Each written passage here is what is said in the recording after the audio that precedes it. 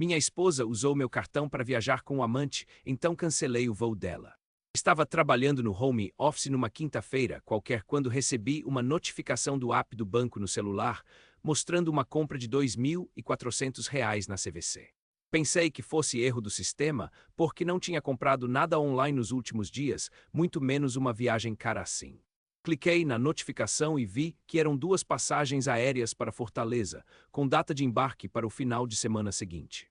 Meu coração disparou porque minha esposa não tinha mencionado nada sobre viagem, e eu definitivamente não tinha autorizado essa compra no meu cartão de crédito. Fui até a cozinha, onde ela estava fazendo almoço, e perguntei se ela sabia alguma coisa sobre essas passagens. Ela ficou vermelha na hora, gaguejou algumas desculpas esfarrapadas sobre ter esquecido de me contar. Disse que era uma viagem de última hora com uma amiga do trabalho. Alguma coisa não batia, porque ela nunca tinha mencionado essa tal amiga antes, e sempre que a gente viajava juntos, ela fazia questão de planejar tudo com semanas de antecedência. Além disso, ela estava estranha nos últimos meses, mais distante, sempre no celular, saindo mais cedo do trabalho e chegando mais tarde em casa. Eu tinha suspeitado que alguma coisa estava acontecendo, mas nunca imaginei que fosse traição.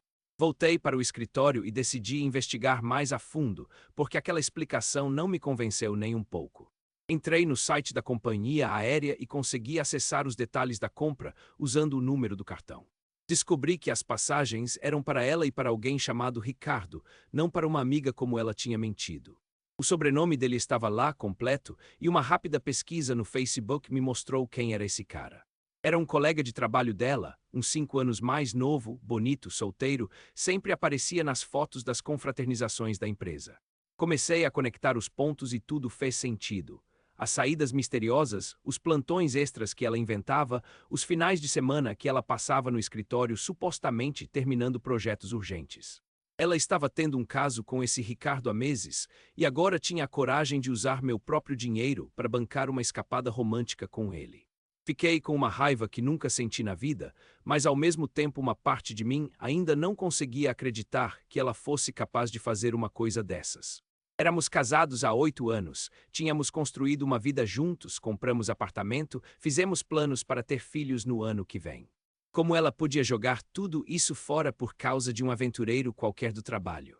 Pensei em confrontá-la na hora, mas decidi ser mais estratégico e reunir mais evidências antes de partir para o ataque.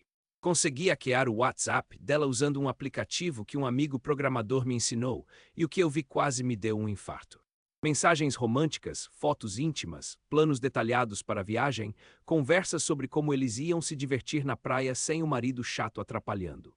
A pior parte foi ler ela contando para ele como era fácil me enganar, como eu era ingênuo e confiava em tudo que ela dizia.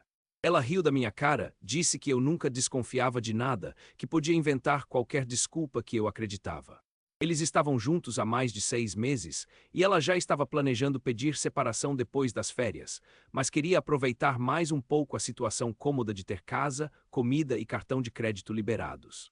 Naquele momento, toda a tristeza e decepção se transformaram em uma sede de vingança que eu nunca imaginei que pudesse sentir. Ela queria me usar como um idiota pagador de contas enquanto se divertia com o amante. Então ia descobrir que eu não era tão bobo quanto ela pensava. Comecei a planejar minha resposta, e a primeira coisa que veio à cabeça foi cancelar aquela viagem dos sonhos que ela estava planejando às minhas custas. Liguei para a companhia aérea e expliquei que tinha havido uma compra fraudulenta no meu cartão, que eu não tinha autorizado aquela compra e queria cancelar as passagens imediatamente. O atendente foi super solícito, cancelou tudo na hora e ainda me informou que eu ia receber o estorno integral em até 5 dias úteis. Senti uma satisfação enorme pensando na cara dela quando descobrisse que a viagem romântica tinha ido por água abaixo. Mas isso era só o começo, porque eu tinha percebido que ela não era a única pessoa que estava me traindo nessa história toda. Minha irmã mais nova, que sempre foi muito próxima da minha esposa, tinha curtido várias fotos do Ricardo no Instagram nos últimos meses. Achei estranho porque elas nunca tinham se encontrado pessoalmente, pelo menos não que eu soubesse. Resolvi investigar um pouco mais e descobri uma verdade que me deixou ainda mais chocado. Minha irmã não só sabia do caso, como estava ativamente ajudando minha esposa a me enganar. Ela tinha servido de álibi várias vezes, inventando convites para eventos inexistentes, fingindo que elas tinham saído juntas quando na verdade minha esposa estava com o amante. Encontrei mensagens entre elas no Instagram onde minha irmã dava conselhos sobre como esconder melhor o caso e até sugeriu alguns hotéis discretos na cidade para os encontros. Me senti traído por duas das pessoas mais importantes da minha vida ao mesmo tempo. Minha esposa, que deveria me amar e respeitar, e minha irmã, que deveria estar do meu lado como família. A sensação era de que o mundo inteiro estava desabando, como se eu fosse o único que não sabia de nada enquanto todos ao meu redor estavam participando de uma grande farsa às minhas custas. Decidi que era hora de confrontar minha irmã primeiro, porque talvez ela pudesse me dar informações que eu ainda não tinha descoberto. Marquei um encontro com ela num café perto do shopping. Disse que queria conversar sobre umas coisas da família. Ela chegou toda sorridente, sem suspeitar de nada, perguntou como eu estava, se a esposa estava bem, se a gente tinha planos para o fim de semana. Quando eu mostrei as mensagens que tinha encontrado, ela ficou branca como papel, começou a gaguejar, tentou inventar desculpas esfarrapadas sobre não ter querido me machucar. Disse que minha esposa tinha contado que nosso casamento estava ruim há tempos, que ela não era feliz, que eu era um marido ausente e desinteressado. Por isso ela achou que estava ajudando a irmã a encontrar um pouco de felicidade. Expliquei para ela que nossa relação estava perfeitamente normal, que eu não tinha ideia de que minha esposa estava insatisfeita, e que mesmo que estivesse, isso não justificava traição e muito menos usar meu dinheiro para bancar encontros com amante. Minha irmã começou a chorar. Disse que tinha sido manipulada, que minha esposa tinha pintado um quadro completamente diferente da nossa situação, fazendo acreditar que eu era um ogro insensível. Percebi que minha esposa era ainda mais calculista do que eu imaginava. Ela não só estava me traindo, como tinha conseguido convencer minha própria irmã a participar do esquema, criando uma narrativa onde eu era o vilão da história. Isso me fez questionar quantas outras pessoas do nosso círculo social sabiam do caso e estavam me vendo como um idiota cornudo sem eu saber. Quando cheguei em casa naquela noite, minha esposa estava agindo como se nada tivesse acontecido, preparando o jantar, perguntando sobre meu dia, fazendo planos para o fim de semana. A naturalidade dela me impressionou e me revoltou ao mesmo tempo. Como alguém podia mentir com tanta facilidade, olhar nos meus olhos e fingir amor quando estava planejando me deixar assim que voltasse da viagem com o amante? Resolvi não confrontá-la ainda, porque queria ver até onde ela ia levar essa farsa. Na sexta-feira de manhã, ela acordou cedo, fez as malas, se arrumou toda, colocou aquele vestido azul que eu mais gostava e veio se despedir dizendo que ia encontrar a amiga no aeroporto. Me deu um beijo na boca, disse que me amava, que ia me mandar mensagens durante a viagem para eu não ficar com saudades. Fiquei na varanda assistindo ela entrar no Uber, acenando e sorrindo, sabendo que em algumas horas ela ia descobrir que a viagem dos sonhos tinha virado pesadelo. Senti uma mistura de tristeza e satisfação, porque por mais que eu estivesse magoado com a traição, ainda amava aquela mulher que estava destruindo nosso casamento. Parte de mim queria que ela descobrisse o cancelamento e voltasse para casa arrependida, pedindo perdão. 2 horas depois, meu celular tocou com uma ligação desesperada dela. Atendi no primeiro toque e ela estava aos prantos, gritando que tinha acontecido algum erro no sistema da companhia aérea, que as passagens tinham sido canceladas sem motivo. Disse que estava no aeroporto com o Ricardo, que eles tinham perdido o voo, que não conseguia entender o que tinha acontecido. Perguntou se eu podia ligar para a administradora do cartão para resolver o problema. Fingi surpresa e preocupação, disse que ia investigar o que tinha acontecido e ligaria para ela em seguida. Desliguei o telefone e fiquei olhando para a tela, pensando se devia contar a verdade ou deixar ela descobrir sozinha. Parte de mim queria vê-la sofrendo, pagando pelo que tinha me feito, mas outra parte ainda tinha a esperança de que a gente pudesse conversar e resolver tudo. Meia hora depois, ela ligou de novo, dessa vez mais calma. Disse que tinha conseguido falar com a companhia aérea e descobrido que alguém tinha cancelado as passagens alegando compra fraudulenta. Perguntou se eu sabia alguma coisa sobre isso, se alguém podia ter clonado meu cartão ou usado meus dados sem autorização. A voz dela estava tremendo, como se ela estivesse começando a suspeitar que eu sabia de tudo. Respirei fundo e disse que precisávamos conversar pessoalmente, que algumas coisas tinham vindo à tona e eu não podia mais fingir que não sabia de nada. Ela ficou em silêncio por alguns segundos, depois começou a chorar, disse que podia explicar tudo, que não era o que eu estava pensando. Pedi para ela voltar para casa imediatamente sozinha e que a gente ia resolver aquela situação como adultos. Uma hora depois, ela chegou em casa com os olhos inchados de tanto chorar, a maquiagem borrada, o cabelo bagunçado. Sentamos no sofá da sala e ela começou a contar uma versão completamente diferente da história. Disse que o Ricardo era apenas um amigo, que eles iam viajar em grupo com outras pessoas, que tinha sido tudo um mal-entendido. Tentou me convencer de que eu tinha interpretado tudo errado, que ela nunca me trairia.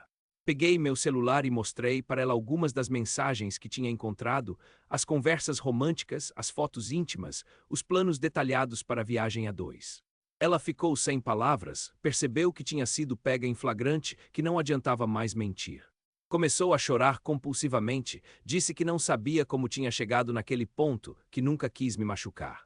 Expliquei que o que mais me doía não era nem a traição em si, mas a forma como ela tinha me usado, como tinha planejado tudo nas minhas costas, como tinha envolvido minha irmã no esquema. Disse que se ela estivesse infeliz no casamento, poderia ter conversado comigo, que a gente poderia ter tentado resolver os problemas ou se separado de forma civilizada. Usar meu dinheiro para bancar escapadas com amante era algo que eu não conseguia perdoar. Ela pediu desculpas milhares de vezes, disse que tinha sido um momento de loucura, que o Ricardo tinha aparecido na vida dela num momento difícil e ela se deixou levar. Prometeu que ia terminar tudo com ele, que queria salvar nosso casamento, que faria qualquer coisa para reconquistar minha confiança. Disse que me amava de verdade, que o caso não significava nada, que tinha sido apenas uma fuga da rotina. Mas eu sabia que não era bem assim, porque tinha lido as mensagens onde ela falava sobre pedir separação depois das férias, onde ela ria da minha cara, onde ela planejava toda uma nova vida com o Ricardo. Não era um momento de loucura, era uma decisão deliberada de me trair e me usar até encontrar o momento certo para me abandonar. A confiança tinha sido quebrada de uma forma que não tinha conserto. Disse para ela que precisava de um tempo para pensar, que ela podia ficar na casa da mãe dela por alguns dias enquanto eu decidia o que fazer. Ela implorou para ficar, disse que sair de casa ia tornar tudo mais difícil, que a gente precisava conversar mais, resolver as coisas juntos. Mas eu não conseguia olhar para ela sem lembrar das mentiras, das traições, da humilhação de ter sido enganado por tanto tempo. Naquela noite, depois que ela fez as malas e foi embora, fiquei sozinho no apartamento que a gente tinha comprado juntos, olhando para as fotos da nossa lua de mel na parede, pensando em como tudo tinha desmoronado tão rápido. Senti uma mistura de alívio e tristeza, porque por mais que a verdade doesse, pelo menos eu não estava mais vivendo uma mentira. No sábado de manhã, recebi uma ligação inesperada do meu cunhado, irmão da minha esposa, dizendo que queria conversar comigo sobre toda essa situação. Ele tinha ficado sabendo do que aconteceu através da minha sogra e estava muito chateado com a atitude da irmã. Marcamos um encontro num bar perto de casa e ele me contou algumas coisas que eu não sabia sobre o comportamento dela nos últimos meses. Descobri que ela tinha mentido para a própria família sobre nosso casamento, inventando histórias sobre como eu era controlador e possessivo, como ela se sentia presa e infeliz. Tinha usado essas mentiras para justificar as saídas constantes, os horários estranhos, a distância que ela estava criando entre a gente. Meu cunhado disse que sempre desconfiou dessas histórias, porque me conhecia bem e sabia que eu não era nada daquilo que ela descrevia. Ele me contou que tinha visto ela algumas vezes com um rapaz mais novo em lugares onde ela não deveria estar, como shopping centers e restaurantes em horários de trabalho. Tinha achado estranho, mas não quis se meter na vida da irmã, pensando que talvez fosse apenas um colega de trabalho. Agora ele se sentia culpado por não ter me contado antes, porque talvez pudesse ter evitado que a situação chegasse nesse ponto. Essa conversa me fez perceber que eu não era o único que tinha sido enganado. Ela havia manipulado a família inteira, criando uma versão alternativa da realidade onde eu era o vilão e ela era a vítima. Isso me deixou ainda mais revoltado, porque mostrava um nível de calculismo e frieza que eu nunca imaginei que ela tivesse. Não era apenas traição, era uma campanha sistemática para destruir minha reputação e justificar as mentiras. Meu cunhado me disse que a família dele não concordava com o que ela tinha feito, que eles me consideravam parte da família e estavam do meu lado nessa situação. Isso me deu um certo alívio, porque eu estava com medo de perder também as pessoas que eu tinha aprendido a amar como família durante esses 8 anos de casamento. Na segunda-feira, voltei ao trabalho tentando manter a normalidade, mas era difícil me concentrar nas tarefas sabendo que minha vida pessoal estava em frangalhos. Meus colegas perceberam que eu estava diferente, mais quieto, mais sério, mas eu não quis contar nada para ninguém. Achava que era muito cedo para falar sobre separação, que talvez ainda houvesse uma chance de reconciliação. Durante o almoço, recebi uma mensagem da minha esposa dizendo que queria conversar, que tinha terminado definitivamente com o Ricardo, que estava arrependida e queria uma chance de recomeçar. Ela disse que tinha percebido o erro que cometeu, que nunca mais ia me decepcionar, que estava disposta a fazer terapia de casal ou qualquer coisa que fosse necessária para salvar nosso casamento. Parte de mim queria acreditar nela, porque 8 anos de história não se apagam da noite para o dia. Eu ainda sentia amor por ela, ainda lembrava dos momentos bons que vivemos juntos, ainda tinha a esperança de que pudéssemos superar essa crise. Mas outra parte de mim sabia que a confiança tinha sido quebrada de uma forma irreparável, que eu nunca mais ia conseguir olhar para ela sem pensar na traição. Resolvi dar uma chance para a conversa, marquei um encontro com ela num café neutro, longe de casa, para não criar expectativas de reconciliação imediata. Ela chegou pontualmente, estava mais arrumada do que na última vez que nos vimos, tinha voltado a usar a aliança de casamento, trazia flores como pedido de desculpas. Sentamos numa mesa no canto, longe de outras pessoas, e ela começou a falar. Disse que tinha passado o fim de semana inteiro pensando no que tinha feito, que se sentia a pessoa mais terrível do mundo, que não conseguia parar de chorar. Contou que tinha procurado o Ricardo e terminado tudo definitivamente, que tinha excluído ele das redes sociais, que nunca mais queria ter contato com ele. Prometeu que ia pedir transferência para outro setor da empresa para evitar qualquer tipo de encontro. Explicou que o caso tinha começado de forma inocente, apenas conversas durante o café, desabafos sobre a rotina, reclamações sobre a vida. Disse que ele era um bom ouvinte, que mostrava interesse por ela de uma forma que ela não sentia mais em casa. Gradualmente, as conversas foram ficando mais íntimas, até que um dia rolou um beijo e daí para frente tudo desandou. Ela insistiu que nunca teve a intenção de me machucar, que o caso era apenas uma fuga da realidade, uma forma de sentir-se especial e desejada novamente. Disse que nosso casamento tinha entrado numa rotina chata, que a gente não conversava mais como antes, que ela se sentia mais como uma colega de apartamento do que como esposa. Tentou me fazer entender que a traição não foi uma escolha consciente, mas sim uma consequência de problemas que já existiam na nossa relação. Escutei tudo em silêncio, tentando processar as informações e entender o ponto de vista dela. Parte do que ela disse fazia sentido, porque eu também havia percebido que nossa relação estava meio sem graça nos últimos tempos. A gente tinha caído numa rotina de trabalho, televisão e sono, sem muita conversa ou intimidade. Talvez eu também tivesse culpa no que aconteceu por ter me acomodado na relação. Mas mesmo entendendo as razões que levaram à traição, eu não conseguia passar por cima da forma como ela conduziu toda a situação. As mentiras elaboradas, o uso do meu cartão de crédito, o envolvimento da minha irmã no esquema, os planos de me deixar depois da viagem. Tudo isso mostrava um nível de premeditação que ia muito além de um simples momento de fraqueza. Disse para ela que precisava de mais tempo para pensar, que não podia tomar uma decisão definitiva naquele momento. Ela ficou desapontada, tinha esperança de que uma conversa fosse suficiente para resolver tudo, mas entendeu que a situação era mais complexa do que ela imaginava. Pediu para pelo menos tentarmos uma terapia de casal, que ela pagaria todas as sessões, que faria qualquer sacrifício para salvar nosso casamento. Concordei em tentar a terapia, não porque tivesse muita esperança de que funcionasse, mas porque achava que devia tentar todas as alternativas antes de tomar uma decisão definitiva. Marcamos a primeira sessão para a semana seguinte, e ela voltou para a casa da mãe dela enquanto eu continuava sozinho no apartamento. Durante o resto da semana, tive muito tempo para pensar sobre tudo o que havia acontecido. Analisei nossa relação desde o início, tentei identificar quando e como as coisas começaram a dar errado. Percebi que realmente tínhamos nos acomodado, que paramos de fazer coisas especiais juntos, que nossa comunicação havia se tornado superficial e rotineira. Mas também percebi que eu não era o único responsável por essa situação. Ela nunca havia me falado sobre sua insatisfação, nunca sugeriu que mudássemos alguma coisa, nunca demonstrou interesse em melhorar nossa relação. Em vez de conversar comigo sobre os problemas, ela escolheu buscar a solução nos braços de outro homem. Isso me fez questionar se ela realmente estava interessada em salvar nosso casamento ou apenas em aliviar a culpa. A primeira sessão de terapia foi tensa e desconfortável. A psicóloga era uma mulher experiente, que conduziu a conversa de forma profissional, mas eu me sentia exposto e vulnerável falando sobre nossos problemas íntimos na frente de uma estranha.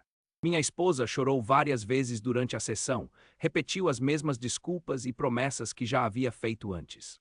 A terapeuta nos deu alguns exercícios para fazer em casa, técnicas de comunicação, sugestões para melhorar a intimidade.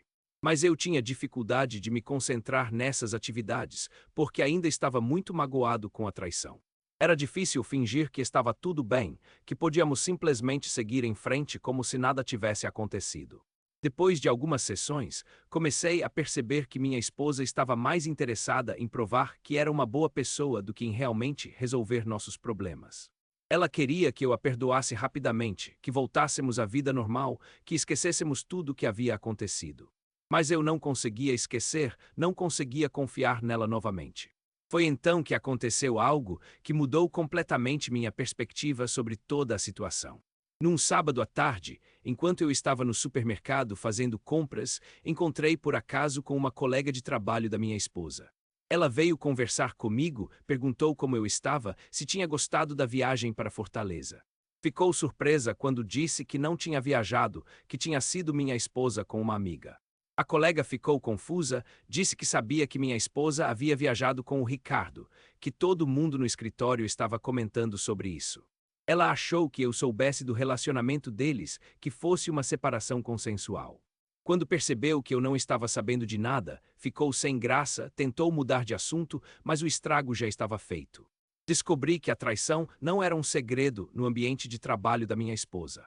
Várias pessoas sabiam do caso, alguns até tinham apostado em quando ela ia pedir separação. Eu era literalmente o último a saber, o único que estava sendo enganado enquanto todo mundo ria da situação nas minhas costas. Essa descoberta foi ainda mais humilhante do que a própria traição. Quando cheguei em casa, liguei para minha esposa e contei sobre o encontro no supermercado. Ela tentou minimizar a situação, disse que eram apenas fofocas, que as pessoas gostavam de inventar histórias.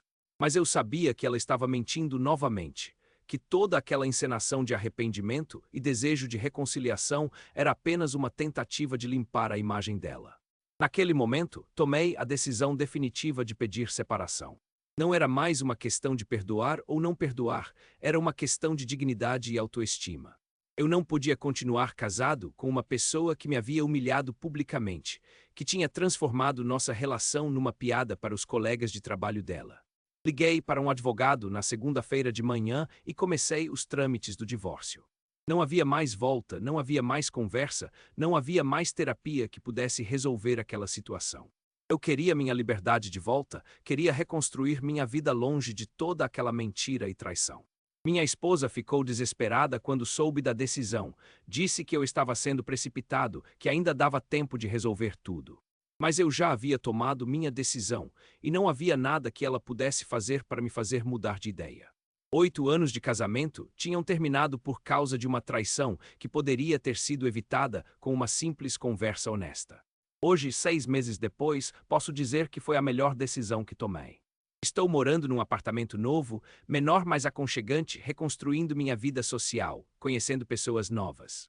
Descobri que sou muito mais forte do que imaginava, que posso ser feliz sozinho, que não preciso de alguém que me desrespeite para me sentir completo. Minha ex-esposa tentou voltar algumas vezes, mandou mensagens, flores, presentes. Mas eu não respondi nenhuma tentativa de contato. Ela fez sua escolha quando decidiu me trair, e eu fiz a minha quando decidi que merecia algo melhor. Às vezes a vida nos força a tomar decisões difíceis, mas no final elas se revelam as mais acertadas. O cancelamento daquela viagem foi apenas o primeiro passo de uma jornada de libertação que mudou minha vida para sempre. Hoje eu sei que valho mais do que ser usado como um banco particular para financiar a felicidade de outros. Aprendi que autoestima e dignidade são coisas que não têm preço, e que às vezes perder alguém é na verdade ganhar a si mesmo de volta.